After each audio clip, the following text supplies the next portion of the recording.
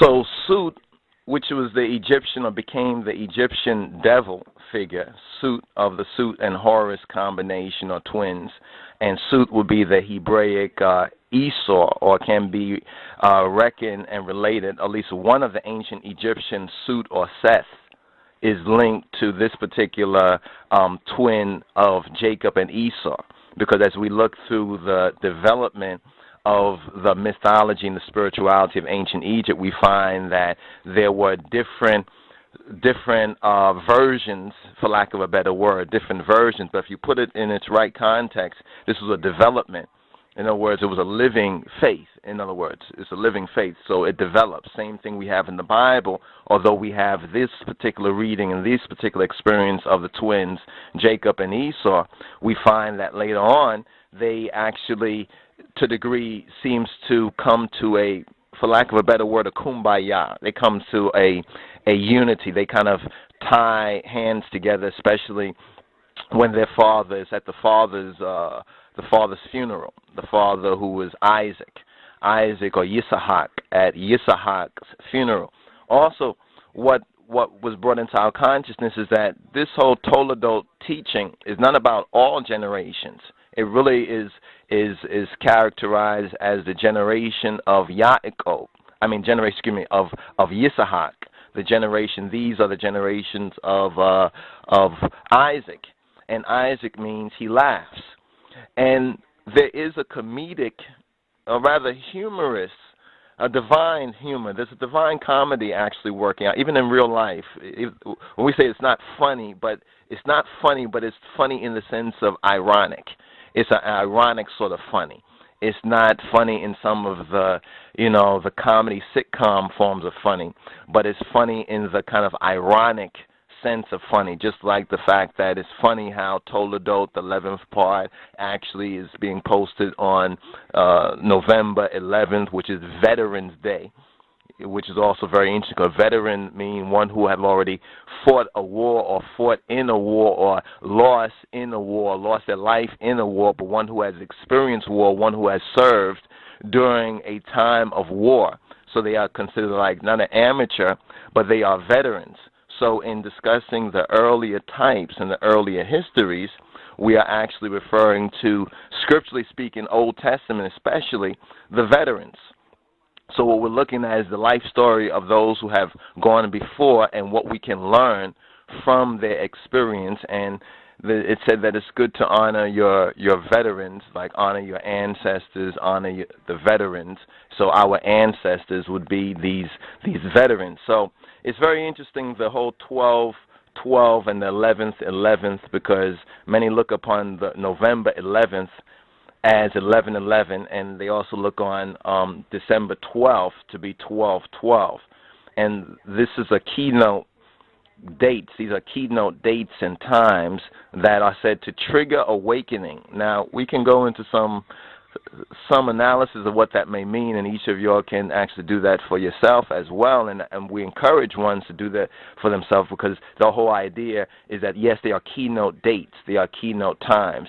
Do they trigger awakening, like we don't have to do nothing and we just automatically awaken, or are these particular times where certain alignments, where certain things come into a divine sense of alignment, not just based on the mundane or the earthly, but the reflection of the heavenly types? Because some would say that the ancients worshiped the stars and the sun and the moon. And of course, some probably did literally worship the stars, while the original sense, and especially we learned this from ancient Kemet and the ancient Kamites, the original sense of the astronomy and astrology, so to speak, was in time reckoning. This is where a lot of people get Egypt twisted and get the past wrong, is that part of what you're seeing and studying even at DENDERAH, or the DENDERAH complex, is a timekeeping. It's about timekeeping. And then we thought about it. People say, well, why would that be so important?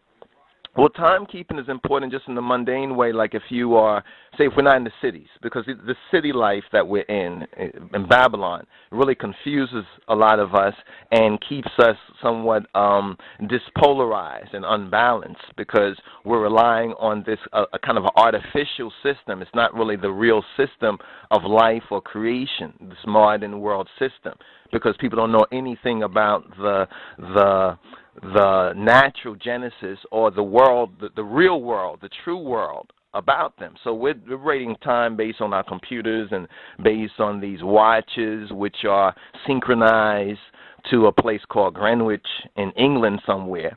So England now becomes a new center. You know, the time, according to time, becomes a new center. They say time is money. Some say time is life, and everything functions in time, and everything that we do in life is connected with time. So time has become like a demigod in a sense. So it would behoove us to learn a little bit more about this like cage or trap that we're in concerning time, and what's the true context of time, because although we may look at things on our own mundane watches and clocks and computers, and it's interesting because 1111 deals with a lot of digital time, really there's another time that's going on. It's like God's time. That's when Christ and the Bible speaks about that, you know, they see what they see. They're able to see the natural things, but they don't recognize God's time. In other words, they don't recognize God's time being connected with the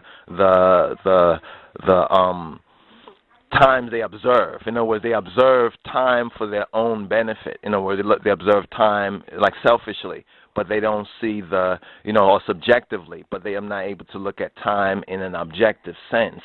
So hopefully some of what we just kind of have gone over just very generally, very briefly here, is to inspire us to make the connection if possible, or share if we know a connection with this that can help us in our conscious, you know, our consciousness, our conscious development, because they say at this time, the 11:11, 11:12, it allows for the conscious mind to understand or to comprehend that linear time, linear, like time going in a line. This is how people confuse when they go through the Bible. They look at time as going in a line, but linear time is actually an illusion.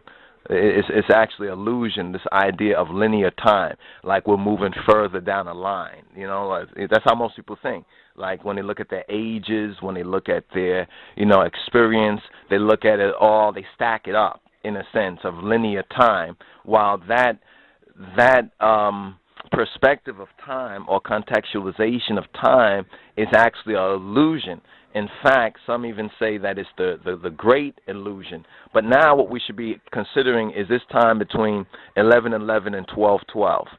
You know what I'm saying? And just observe it, you know, just to do observation of it, and to notice in our own experience if there's any particular observations. For example, I'm noticing that the times, the whole Greenwich savings time, you know, where we have to turn our watches back in one season, then we have to turn our clocks and watches forward in the next season. Of course, the computers have already done it, you know, if you're online or whatever like that, your computer probably already readjusted its time automatically, which really shows us part of the illusion. See, the fact that the computers were able to adjust it automatically kind of shows us that it's an illusion. But we still have to do it for ourselves. Elsewise, the old way was actually setting your own, you know, analog clocks backward. And then we find when we study math, and this is just a pointing ahead in futures, showing possible futures of things that we'll study or that we hope to bring to you, and we hope actually that you would study this for yourself. There's a video that we saw recently. We was talking about like math and how Ethiopian math, since the Ethiopian number system is different. The Ethiopian number system doesn't have a zero in it. The ancient number systems like Ethiopia and ancient Egypt, the ancient Kamites, they didn't really use zeros. And then we found a video actually on the internet concerning Ethiopian mathematics, ETHIOPIC math. And actually, hopefully, maybe after this, if we can post this in a timely manner, hopefully we'll post the video about the math, the Ethiopic mathematics, and so forth and so on. Because when you see it for yourself, then we can elaborate a little bit more instead of regurgitating what it's about. We'll try to post it up there for you. Ethiopian mathematics and how Ethiopic math basically using beans, like bean counting, actually is the system that our digital system, the computers actually work on. You have to check it out for yourself. It's a very beautiful and interesting and thought-provoking video on Ethiopic mathematics, how the Ethiopians, even from a more ancient time, were already thinking digitally. This way we call digital is not really a new thing when we consider Ethiopic mathematics.